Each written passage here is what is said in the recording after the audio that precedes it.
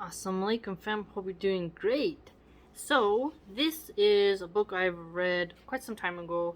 Has a lot of cool facts about ancient Rome. As you know, it's one of my favorite civilizations to talk about. And we have much to learn from past ages. So, this is titled The Dangers of Democracy. So, I thought I'd share this with you. What emerged in Rome after several centuries of trial and error was a system of checks and balances. So checks and balances is also what the founding fathers tried to do in America. So checks and balance meaning not too much power invested in a singular figure, right? Where the legislature and the judiciary are able to check and balance out what the executive branch is up to.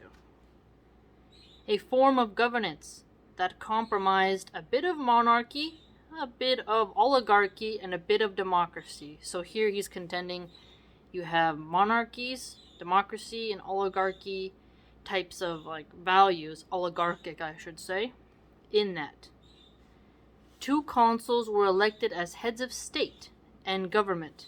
They could just do about whatever they wanted. So consuls, remember that.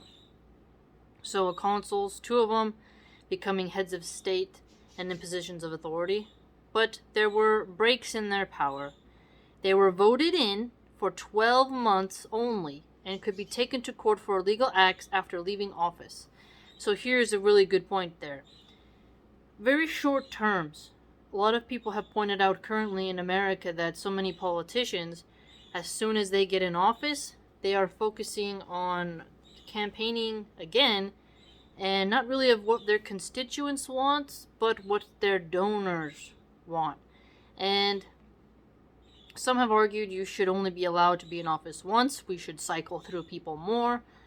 Other people then point out that no one will really care because they won't be there forever. But then another rebuttal is people like Joe Biden, who are extremely corrupt, have been in office as long as dinosaurs, and they haven't done really anything beneficial, and they flip-flop constantly. Dinosaurs like Nancy Pelosi, you have Dianne Feinstein. These are figures who are goblins in government who won't let any new blood come into the seat to give a more accurate view of the people, right? So you would hope in a democracy you'd get some local, or republics as well, a localized representative who knows the current condition of the people. When you have these career politicians who live off the sweat, blood, and tears of the taxpayers and fly on private jets, they forget the plight of the common person, and when they've been in their offices for years and days, they no longer understand the struggle of the farmer, the struggle of the school teacher, and they can just ignore their constituents in favor of big donors and run in districts where there's not too much competition, or buy out their competition. They pay, because they have all this money from their donors, pay the media corporations to highlight them in a good way. There's a lot of corruption for these career politicians who don't have term limits. So here when you see that they can only be voted in for a certain amount of time, it's almost like that was a check and balance on corruption. That's why if you notice it says illegal acts after leaving office. So they'll no longer have that protection of the position. It's very difficult to impeach people, to get people to resign. It's very hard, right? So having that threat of, hey, guess what? One day you're not going to be in office because guess what? We put a limit. When you're done, you'll be tried as a regular common citizen and you're going to be in trouble, right? So hoping that stems off corruption. And also, each consul could veto whatever the other one might decide. Now, the veto power, that is something that can definitely be used in a multifaceted way. Beneath the consuls were other groups of elected officials, also with 12-month terms, and the right to veto their colleagues. So here you see that system of, hey, consuls can have officials too who can hold corruption at hand with their veto power. The Senate and Advisory Committee of present and former office holders debated policy. So debated policy, we need more of that now.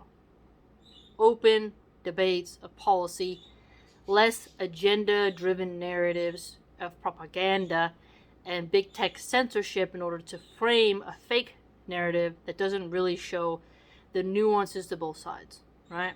It's very, very interesting. If you don't have freedom of speech, you can't openly debate policies and you cannot vote the right way. You just have corrupt individuals paying off the media and journalists. While consuls came and went, the Senate was permanent body and so built up considerable influence. Yeah, the Senate of Rome is notorious for having a lot of power. Roman citizens, meanwhile, met in a democratic assembly, elected all the officials, and passed laws. So this is a different thing here, if you notice. The Roman citizens, they come to have their little assembly, and this is where they kind of get things done. Discussion was forbidden, however, and they were only allowed to cast their votes. Now that's quite sad, so it appears you might have to talk before you go into the assembly then. And then there were 10 tribunes of the people, so you got 10 there, whose job was to stick up for the ordinary Roman. They could veto any decision anybody took. They could even veto each other's vetoes.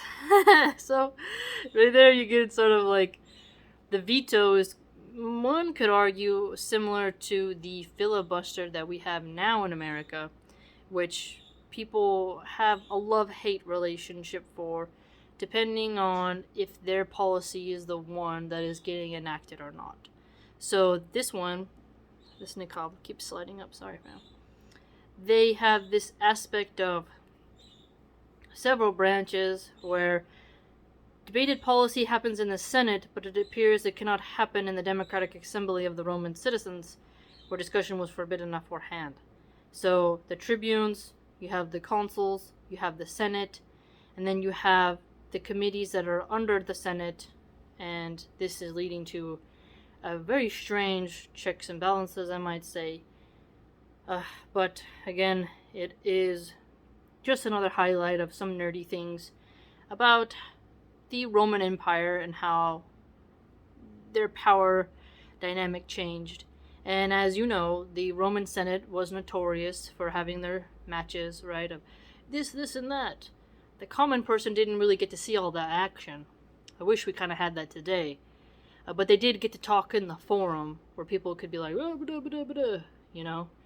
But now it's like people are not even allowed to be closer than 6 feet, and meeting places are closed, and cancel culture is preventing people from openly discussing their ideas, and big tech is more than happy to shut people down and use buzzwords in order to defame, degrade, and dissuade people.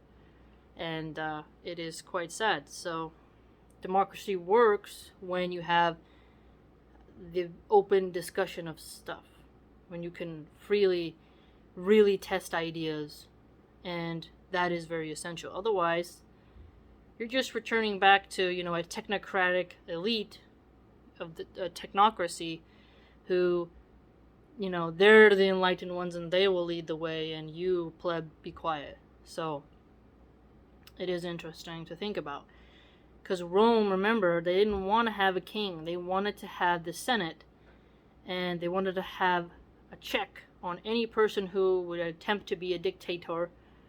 That is one of the problems they had with Sulla and Gaius Julius Caesar, right? And then, later, Augustus did a pretty good job. So, there you go. But again, very cool book, very nerdy, and hope you learned something.